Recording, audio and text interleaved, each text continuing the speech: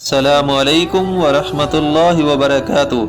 हज़रत अनस रज़ी अल्लाह तआला अन्हु से रिवायत है, वो फरमाते हैं कि मैं तुमसे एक ऐसी हदीस बयान करता हूँ जो मेरे बाद तुमसे कोई नहीं बयान करेगा।